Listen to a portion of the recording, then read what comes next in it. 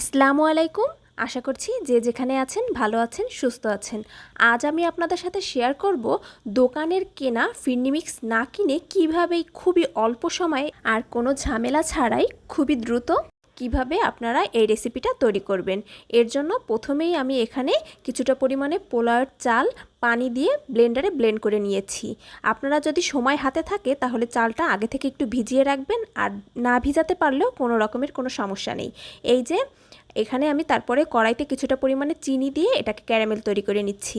Caramel তৈরি করে তারপরে যদি আপনি এই ফিরনিটা রান্না করেন তাহলে দেখবেন একেবারে গুড় দিয়ে রান্না করলে যেরকম একটা কালার আসে ঠিক সেরকম একটা কালার আসবে, আর খেতে গেলেও অনেক সুন্দর একটা ফ্লেভার আসবে। মনে হবে যে আপনি আইসক্রিম খাচ্ছেন, একটা কুলফি আইসক্রিমের ফ্লেভার আপনি এর ভিতরে পাবেন। এই তো এর জন্য এখানে আমি ক্যারামেলটা তৈরি করে নিয়ে তারপরে দুধটা ঢেলে দিলাম। দুধ ঢালার পরে ক্যারামেলটা একটু শক্ত হয়ে যাবে, এতে ভয়ের কিছু নেই, কিছুক্ষণ পরে এমনিতেই এটা মেল্ট হয়ে যাবে।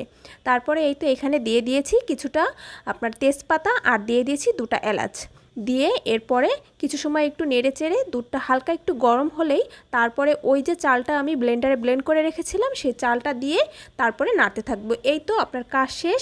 এরপরে আপনার কাজ শুধু কিছুক্ষণ পর পরে একটু নেড়ে দেওয়া যাতে করে নিচে লেগে না যায়। আর এই যে মিষ্টিটা সামান্য একটু ব্যালেন্স করার জন্য আমি সামান্য একটু পরিমাণে লবণ দিয়ে নিয়েছি। আপনারা যদি লবণ দিতে না চান তাহলে নাও দিতে পারেন। এই যে দেখুন দুধটা ফুটে উঠেছে, এখন একটু ঘন ঘন নাড়বো যাতে করে নিচে লেগে না যায়। আর সাইডে দুধটা নাড়ার পরে যে লেগে থাকবে তখন একটা সরের মতন তৈরি হবে, ওটা একটু নিচে নামিয়ে দেব যাতে করে পুড়ে না যায়। এই তো দেখুন নাড়তে নাড়তে একেবারে এটা ঘন হয়ে এসেছে, আর দুধটা থেকে কত সুন্দর সর হয়েছে দেখছেন, একেবারে লাল হয়ে গিয়েছে, আর কালারটাও কতটা সুন্দর হয়েছে। এই যে দেখুন কতটা সর পড়েছে। এভাবে হালকা আঁচে আপনি যতটুকু ঘনত্ব রাখার দরকার অতটুকু ঘনত্ব রেখে তারপরে ফিরনিটাকে নামিয়ে নেবেন, তাহলেই দেখুন একেবারেই তৈরি। আর এটা রান্না করতে সময় লেগেছে 20 থেকে 25 মিনিট, তার ভিতরেই রান্না কমপ্লিট। দেখলেন তো কত দ্রুত রান্নাটা হয়ে গেল। আর আমার কাছে আজ অত সময় ছিল না যে আমি অনেক সময় ধরে চালটাকে জাল দিয়ে দিয়ে রান্না করব, তার জন্য আমি এভাবেই শর্টকাটভাবে তৈরি করে ফেললাম। চলুন এখন তবে পরিবেশন করে নেওয়া যাক। এই তো কিছুটা পরিমাণে কিশমিশ দিয়ে আমি এটাকে পরিবেশন করে নিচ্ছি। এই যে দেখুন কালারটা কতটা সুন্দর হয়েছে, খেতেও কিন্তু ভীষণ মজার হয়েছিল। আর আপনি যদি এটাকে ফ্রিজে রেখে ঠান্ডা করে খান তাহলে দেখবেন আরও বেশি মজা হয়।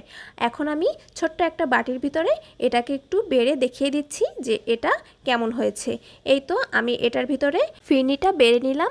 এখন আমি আমার ব্যালকনিতে বসে এটা খাবো আর আপনাদের শোনাবো আমার ব্যালকনিতে থাকা পাখির কিচিরমিচির। তাহলে আপনারা এখন শুনতে থাকুন পাখির কিচিরমিচির। আর ভিডিওটি যদি আপনাদের একটুও ভালো লেগে থাকে তাহলে একটা লাইক ও একটা শেয়ার করে দেবেন।